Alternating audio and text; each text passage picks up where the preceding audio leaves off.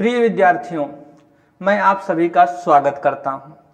आज जो हम लोग का विषय है वह अत्यंत ही महत्वपूर्ण है। आज का विषय अनुसूचित जनजातियों से जुड़ा हुआ है।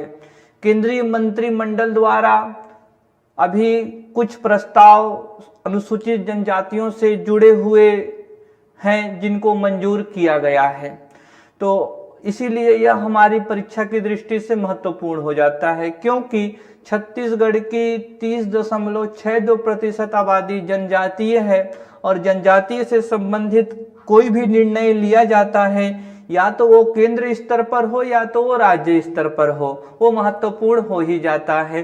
तो यह निर्णय केंद्र स्तर का है, तो यह हमारे लिए महत्वपूर्ण है।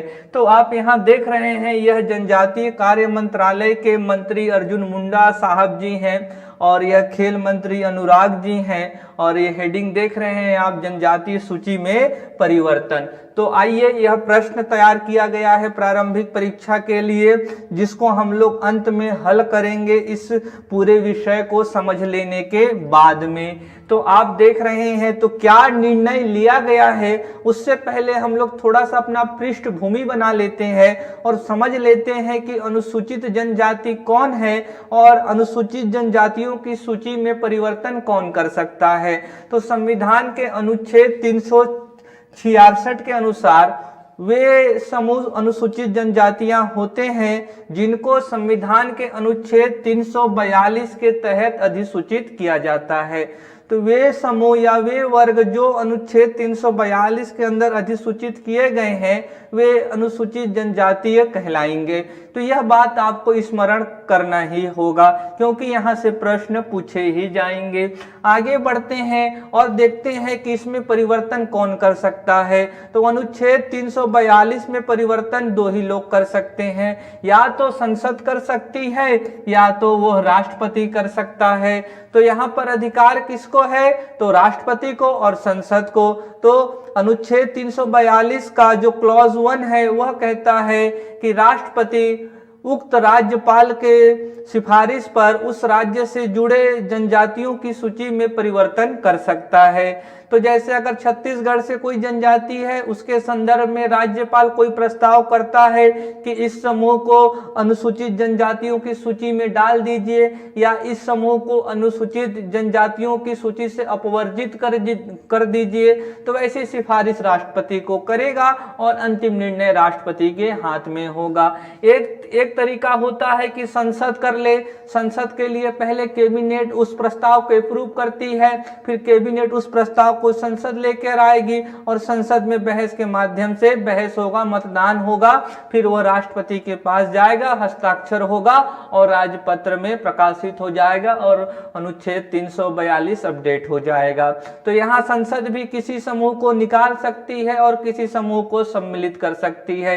तो ये भी बात दोनों आप ध्यान में रखेंगे। तो परिवर्तन करने के अधिकार दो ही लोगों को है, या तो राष्ट्रपति को है या तो फिर वह संसद को है। तो अभी यहाँ पर हम लोग यह देख लेते हैं साथियों कि इसमें क्या क्या परिवर्तन किए गए हैं। हम लोगों को यह भी जान लेना जरूरी है कि क्या क्या निर्णय लिए हैं। तो इस निर्णय के 3 भाग हैं। तो ये पहला भाग हम लोग देख रहे हैं। तो ये जो इस निर्णय के पहले भाग में कुछ नवीन अनुसूचित जनजातियों को शामिल किया गया है, और ऐसे 4 अनुसूचित जनजाति हैं जिनको शामिल किया गया है। तो जो पहला अनुसूचित जनजाति है वह हट्टी जनजाति है। हट्टी जनजाति यह हिमाचल प्रदेश के सिरमौर जिले में निवास करती है।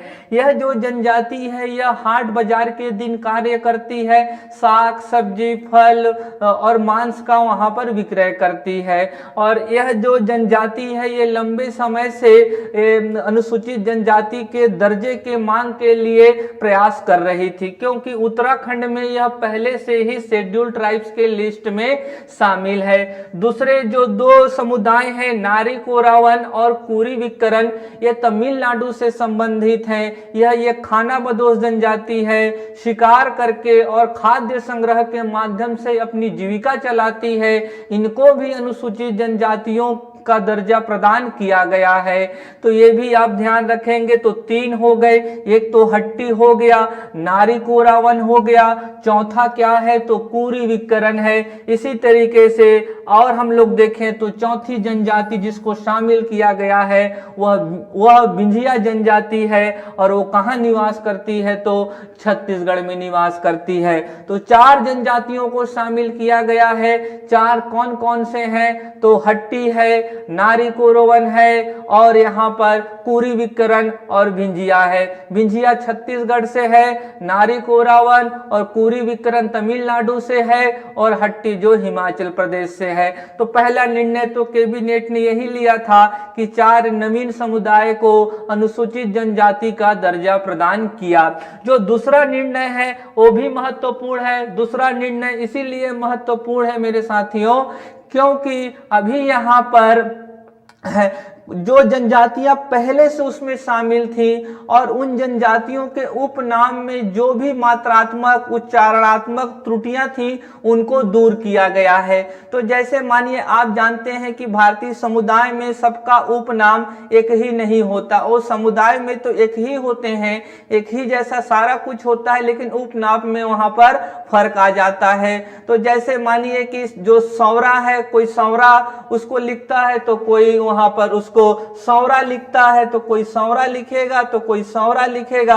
अभी मानिए तो इसमें कुछ ऐसा था कि अगर 342 में अगर सौरा दर्ज है तो इस सौरा वाले को कोई भी लाभ नहीं मिलता था, और वह शासन की योजनाओं से जुड़े जो भी लाभ होते थे प्राप्त नहीं कर पाते थे, जबकि ये वही है जो सौरा है, लेकिन यह नहीं था सूची में, इसलिए इनको लाभ नहीं मिल रहा था। तो इसीलिए यह परिवर्तन किया गया है, मात्रात्मक त्रुटि को हटाया गया है। और जब इस मात्रात्मक त्रुटि को हटाया गया, उदाहरण के लिए साथियों ऐसा मान लीजिए कि अगर यह पंडो है तो अभी और जो समुदाय है पंडो के तो कोई अपना उपनाम ऐसा लिख देता है, कोई अपना उपनाम ऐसा लिख देता है। अगर 342 में यह वाला लिखा है तो केवल इन लोग को ही मिलता था, इन लोग को नहीं मिलता था। तो इसी को दूर किया गया है और 342 में इन तीनों को शामिल कर दिया। तो यह बात आपको ध्यान में रखना चाहिए क्योंकि जितना आर्थिक और सामाजिक पिछड़ापन इनका है ये उतना ही इनका भी है, ये वही है जो ये है। तो ये भी दुर्गम पहाड़ी क्षेत्रों में रहते हैं, ये भी दुर्गम पहाड़ी क्षेत्रों में रहते हैं, लेकिन अंतर कुछ भी नहीं था। लेकिन मात्रात्मक त्रुटि और वर्तनी के कारण बाकी लोगों को लाभ नहीं मिल रहा था। तो उसी को यहाँ समस्या को हल करने का प्रयास किया गया है। और जब इस मात्रात्मक त्रुटि को दूर किया गया तो छत्तीसगढ़ के 11 जनजाति इसमें शामिल हो गए। छत्तीसगढ़ के 11 जनजाति इसमें शामिल हो गए। तो छत्तीसगढ़ के 11 जनजाति वर्तनी और मात्रात्मक त्रुटि से अलग से शामिल हुए हैं और एक नवीन जनजाति विंझिया जनजाति को शामिल किया गया है। ध्यान रखिएगा टोटल 12 है, लेकिन एक नया है और 11 मात्रात्मक त्रुटि के जरिए शामिल हुए हैं। यहाँ एग्जाम्पल दिया गया है कर्नाटक के कुड्डू कुरबा जनजाति के पर्याय के रूप में बेट्टा कुरबा को मंजूरी दी गई है। पहले कड्डू कुरबा था तो केवल उन्हीं को नाम मिलता था, लेकिन उनके ही भाई बहन जो बेट्टा कुरबा लिखते थे उनको नहीं मिलता था। तो अभी सूची में बेट्टा कुरबा को भी जोड़ दिया गया है। तो ये भी ध्यान रखेंगे। एक उदाहरण और ले लेते हैं। तो जैसे जो सरनेम में ऐसा लिखता था गढ़वा तो उसको मिलता था। अभी अगर मानो कोई ऐसा लिखता है गदबा तो ये भी है, गदबा तो ये भी है, तो इन लोग को नहीं मिलता था, इसको मिलता था। तो इसी को भी और इसके सिनोनिम्स को यहाँ शामिल किया गया है ताकि सभी को मिले जो आर्थिक और सामाजिक रूप से पिछड़े हुए हैं, मात्रात्मक त्रुटि का वे शिकार न बने। तो यह दूसरा निर्णय था कि मात्रात्मक त्रुटि को हटाया गया है। आइए चलते हैं, ये देखिए यहाँ पर कैसे धनवार को धनुवार ये सभी शामिल किए गए हैं। गोंड में इस तरीके से यहाँ पर देखिए ये नहीं था, यहाँ पर ये डाला गया है। कोंद, अब कोंद लिख रहा है उसको मिल रहा है, जो कोंद लिखता था उसे नहीं मिलता था, इसीलिए अब इसको भी शामिल किया गया है कि कोंद वाले को भी मिले। तो यह सूची जारी की गई है। टोटल ऐसे 11 है छत्तीसगढ़ में और एक जनजाति को नवीन शामिल किया गया है। और जो तीसरा निर्णय था कैबिनेट का जनजातीय सूची में, वह था उत्तर प्रदेश से संबंधित। उत्तर प्रदेश के 13 जिलों में गोंड समुदाय रहता है, तो उस गोंड समुदाय के जो 5 उपनामों को और शामिल किया गया है, धुरिया, नायक, ओझा, पथरी और राजगोंड। तो ये 3 विषय थे जिसको मंत्रिमंडल ने प्रधानमंत्री नरेंद्र मोदी की अध्यक्षता में मंजूरी प्रदान की थी। पहला तो ये था कि 4 अनुसूचित जनजातियों के नाम को शामिल करना, दूसरा था मात्रात्मक त्रुटि को दूर करना, और तीसरा था आपका कि उत्तर प्रदेश के 5 नवीन गोंड समुदायों को अनुच्छेद 342 में शामिल करना। आइए इससे जुड़े प्रश्न को हम लोग हल कर लेते हैं। और ये आप देख रहे हैं कि मंत्रिमंडल द्वारा, और ये ध्यान में रखेंगे, इसको अभी कैबिनेट ने मंजूर किया है, इसको अभी संसद जाना बाकी है। तो यह अभी ऑफिशियली केवल एक्सेप्ट हुआ है, राजपत्र में प्रकाशित नहीं हुआ है। तो मंत्रिमंडल द्वारा अनुसूचित जनजाति सूची में किए गए बदलाव के संदर्भ में विचार कीजिए। संसद को इस सूची में बदलाव करने का अधिकार संविधान की अनुसूचित 342 क्लॉज 2 से प्राप्त होती है। तो बिल्कुल सही बात है। 342(1) में राष्ट्रपति को अधिकार है, 342(2) में संसद को है। छत्तीसगढ़ के एक नवीन जनजाति को शामिल किया गया है और 11 जनजाति के मात्रात्मक त्रुटि में सुधार किया गया है। यह भी सही है, यानी कि विकल्प 1 सही होगा, कथन दोनों सही हैं। तो साथियों, आज के लिए बस इतना ही। अगर यह वीडियो आपको पसंद आया होगा तो इस वीडियो को शेयर कीजिए। धन्यवाद।